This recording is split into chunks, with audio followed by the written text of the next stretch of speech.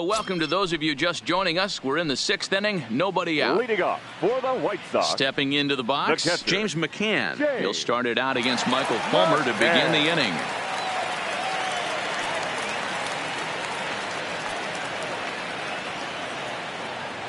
First offering on its way. Cold strike as the slider gets the outside corner. One of the keys when you're looking at a subpar pitching performance is first pitch strikes. And so far, this guy struggled. First pitch strikes, less than 40%. He's going to need to clean that up. Slider, and he can't pull the trigger. 2 strikes.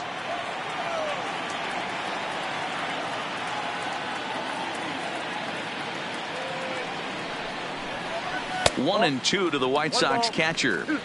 0-2 pitch, not even close to the zone, and a fastball might be an indication that he's going to start using some of his secondary pitches.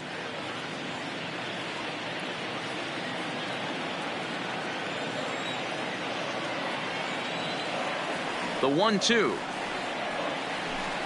is a wave and a miss. He struck him out.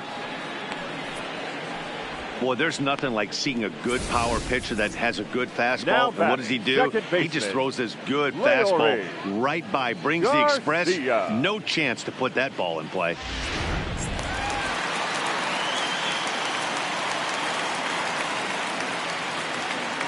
Into the box, Leury Garcia. Yes, he pops the first pitch foul behind the plate. He's working on a 1-for-2 game so far. The windup and the 0-1. Another one fouled off, and he's quickly behind 0-2. 6 runs, 7 hits, 1 error thus far for the White Sox. This is hit high in the air out toward left center. And he will make the play out there, and there are 2 away now.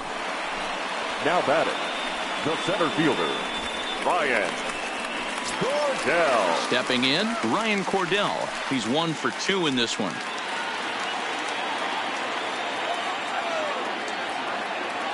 On its way is pitch number 75. And a check swing here, but he clearly went around on a pitch that would have been a strike anyway. It's 0-1.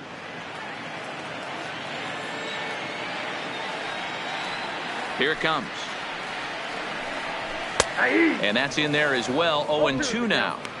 There seem to be different philosophies on it. So, Dan, what was your approach in 0-2 counts? My philosophy is this. I think the last thing you want to do is throw non-competitive pitches, Matt. Throw something down in the zone or just out of the zone. And the center fielder is under it to make the catch, and the inning is over. 1, 2, 3 go the White Sox. They're up 6-4.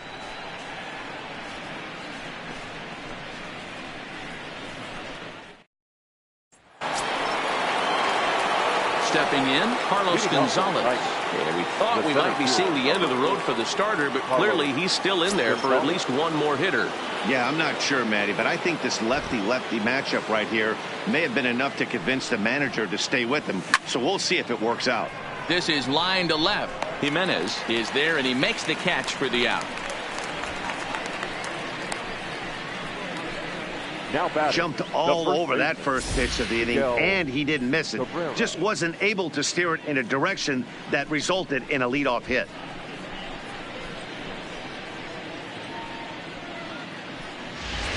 The first baseman, Miguel Cabrera, stands in. He's hitless coming into this at-bat, so the hit streak he's been riding is on the line here.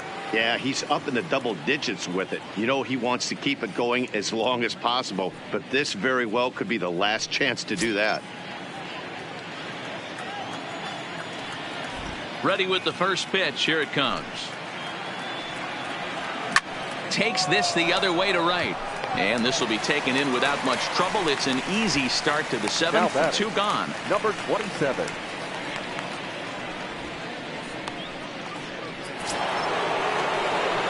So digging in now, Vladimir Guerrero Jr. He's got a hit in 3 at-bats to this point.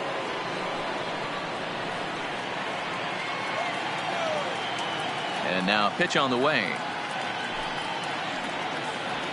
Outside target here, and he hits it for strike 1. And some stirring now in the White Sox bullpen as it looks like a right-hander's up and throwing. 4 runs, 9 hits, and no errors in the ballgame for the Tigers. This one's outside, quite a bit off the plate that time.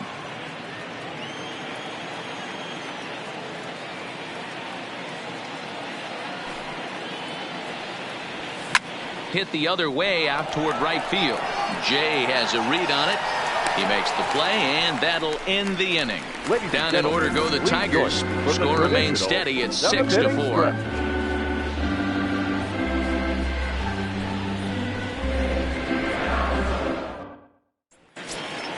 Ready for another shot now. John Jay, a hit in 2 at-bats for him at this point in the ballgame. The right fielder, John Jay.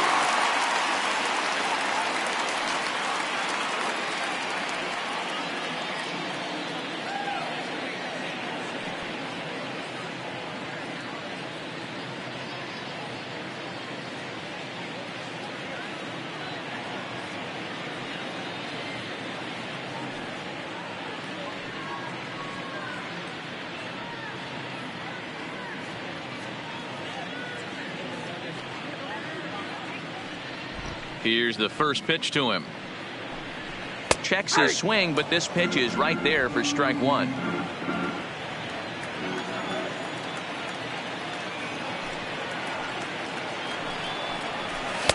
And that misses 1-1.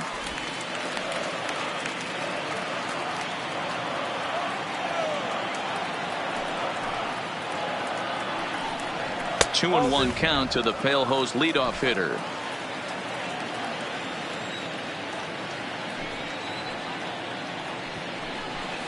This is pulled into right. Kemp is there to put it away for out number 1.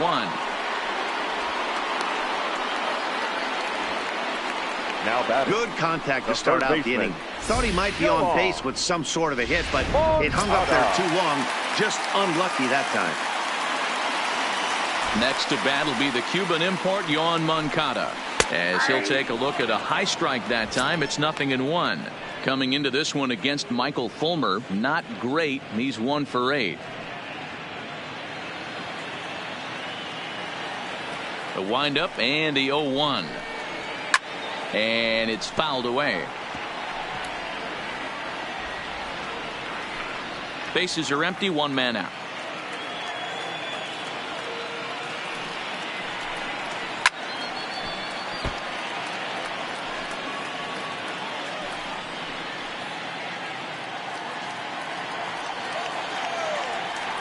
The next 0-2.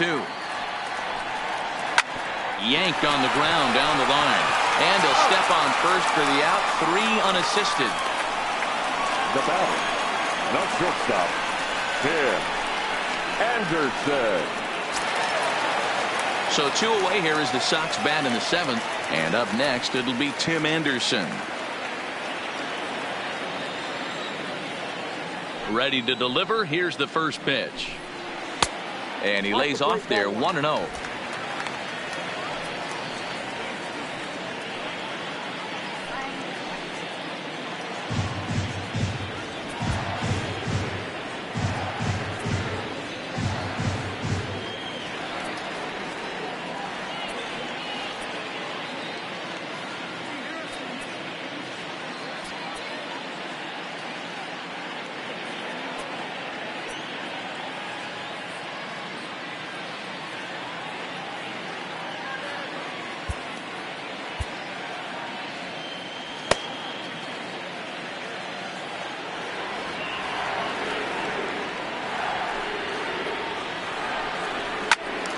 One and 1 to count.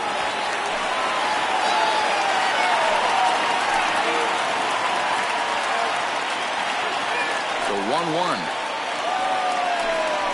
is in there for the second strike. Count is 1 and 2.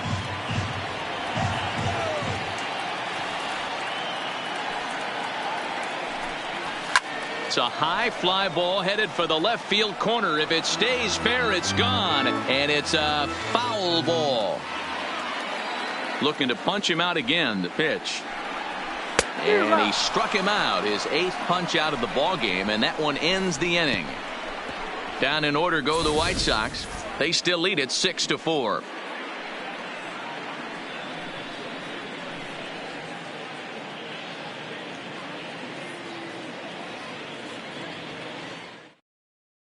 Alex Colomé will come on in relief now as he'll make his 10th appearance of the season. Next up for Detroit, Gary Sanchez. 2 hits and 3 at-bats for him in this one. Even though we're moving into the back end of this game, they're only down by a couple of runs. You know that old slogan, a bloop and a blast? They could certainly use that right now. No balls and a strike to count. The 0-1 on its way. Tough to do much with that one, a swing and a miss. As we near the end of this one, it's clear the long ball has played a big role in today's outcome. Dan, D-Row, what are your final thoughts on what we've seen? Yeah, just non-competitive pitches in some big situations, Dan, and the offense took full advantage. You know, D-Row, one of the things about pitching is you want to have location, and it was obvious in this one today that the pitchers weren't on point, and what happens when that happens? Hitters make you pay, and the long ball was a big part of this one here.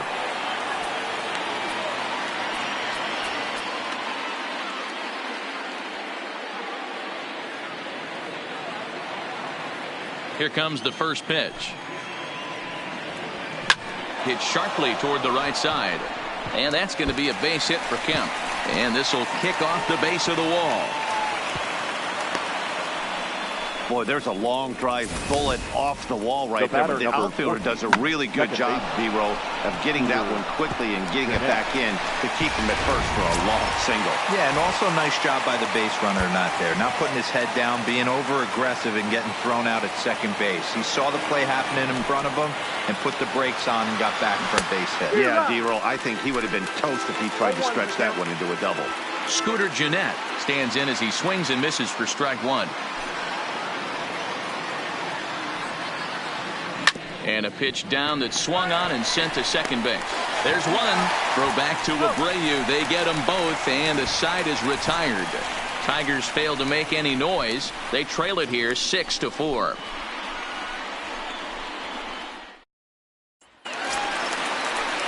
Digging in once again, Eloy Jimenez. A hit and 2 tries for him so far. Here's the first pitch to him.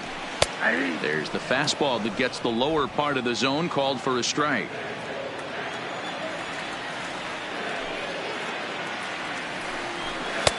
Swung on and missed. That's strike 2. This is what every pitcher likes to have. Another 0-2 count really puts the hitters on the defensive side in multiple ways. You can go fastball up, you can go breaking ball down. One of the keys, getting ahead, and he's done a very good job of that so far. And he wasn't going to hit that one with an or. The strikeout, and there's one gone. This pitching staff has done a really good job against this guy in this series. This is a really good hitter, and it's not easy to make a guy strike out 5 times in a series up to this point, but that's what they've done to this guy so far. Joe Jimenez will come on and make his 4th appearance in this campaign. Number 77, Joe Jimenez.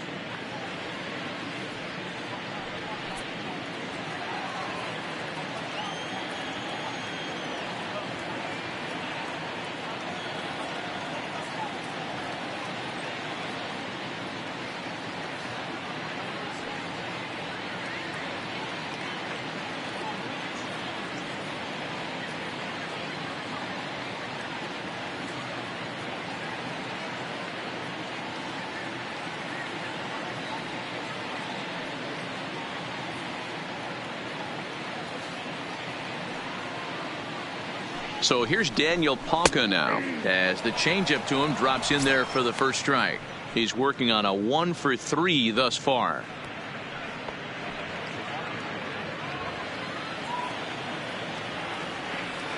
Set to deliver the 0-1. Nope. Now a good pitch around the knees, but it doesn't quite catch the bottom of the zone. Lifetime in this matchup, he's gone 2 for 8. He's taken him deep once.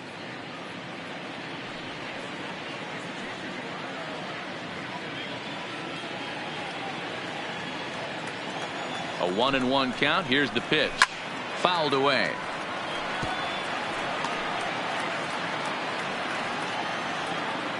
One out, nobody on.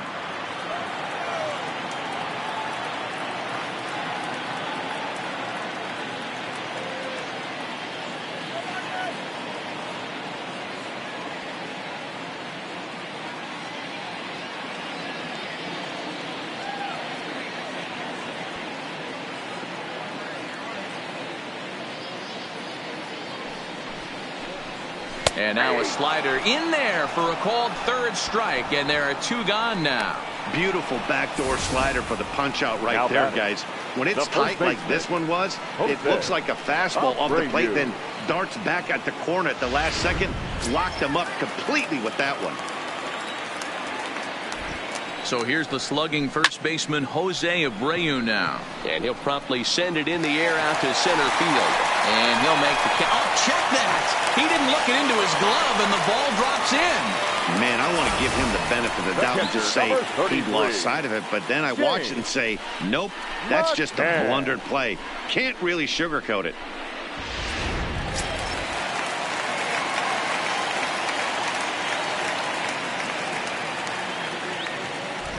Standing in now, James McCann, as he'll look at a fastball too high for ball 1. He's got a hit in 3 at-bats to this point. Hit in the air to right field. Kemp giving chase. He tracks it down, and that will end the inning. A man left for the White Sox. They're up 6-4.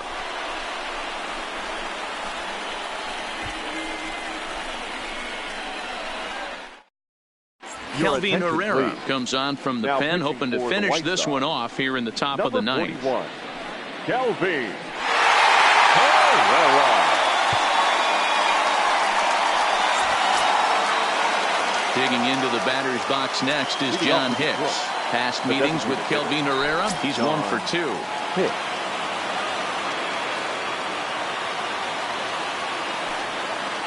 He comes set. Here's the 0-0 pitch. Fastball swung on and grounded out towards second. Throw on to first for the out, and that is how the 9th inning gets underway. The batter, the shortstop, Nico Goodrum. So striding in, Nico Goodrum, as the switch hitter will take his cuts left-handed here. Here comes the first pitch. Fastball just misses. That's ball 1.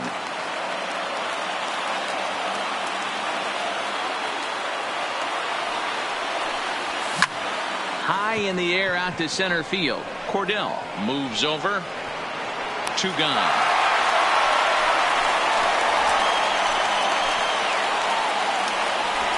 Now batting at the plate, Josh Harrison. He comes to the plate as the last chance for his side. 2 out here in the 9th. Ready to deliver. Here's the first pitch. And this ball swung on and hit to center field, and this should do it. And that'll get down for a base hit. That fires me up right there. What a clutch AB, a 2-out single to get the tying run to the plate. That's all you can ask for.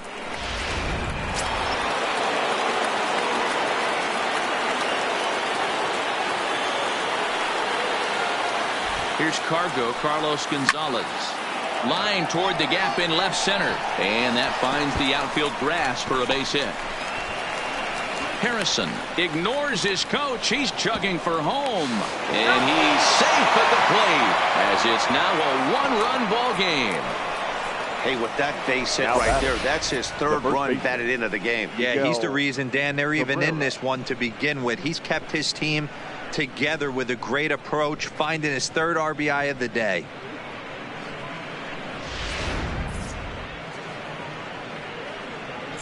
At the plate, Miguel Cabrera. His day at the plate hasn't amounted to much, 0 for 4, but this is a great opportunity to make amends. Well, when your team really needs you, like they need it right here, you have to be able to put your personal struggles out of your mind. Right now is all that matters. Two things pitchers really love: called strike threes and jamming hitters. How about that? He's got it, and the White Sox will put an end to their 3-game skid as this ball game is over. Yeah, he does surrender 1 run, so it wasn't a flawless performance. But in this game, you don't have to be perfect. You just have to be good enough to win, and he was. A 1-run game, 6-5 the final today. The Chicago White Sox took the lead in the 2nd inning and rode that until the very end. Carlos Rodon wins his 3rd of the season. Michael Fulmer permitted 6 earned runs to come across in the losing effort. Kelvin Herrera wraps it up for the save, his 3rd of the campaign. So that just about does it for Mark DeRosa, Dan Flezak, Heidi Wackney, and our entire crew. I'm Matt Vasgersian. You've been watching MLB The Show. For more, make your way over to theshownation.com. Our final line score this afternoon. First for the victorious White Sox, 6 runs, 7 hits.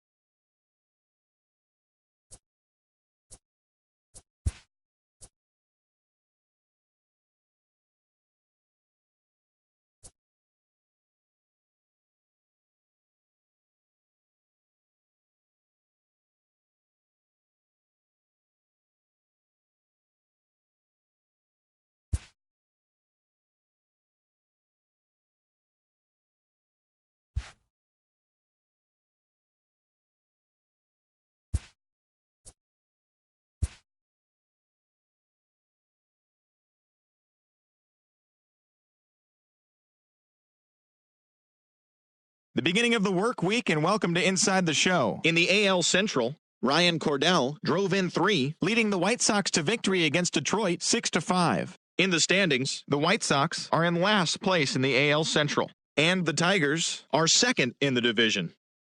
The Kansas City Royals knocked out 10 hits as a team as they defeated the visiting Angels 5-3. Heading into the day, the Royals sit in 4th place in the American League Central Division, and the Angels sit in 4th place in the American League West.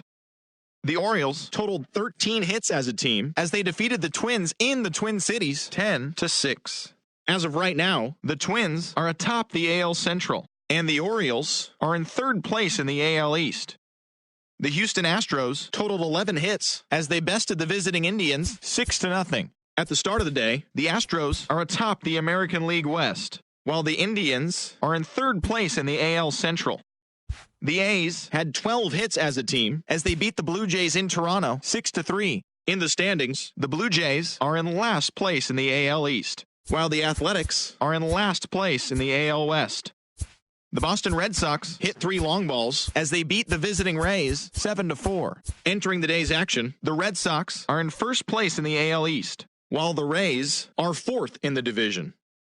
The Mariners combined for a 4-hitter as they were winners over the visiting Rangers 1-0. As of today, the Mariners sit in 3rd place in the American League West Division, while the Rangers are 2nd in the division. The Rockies got 11 hits overall as they beat the Braves in Atlanta 11-10. At the start of the day, the Braves are in 2nd place in the NL East, while the Rockies sit in 2nd place in the National League West Division.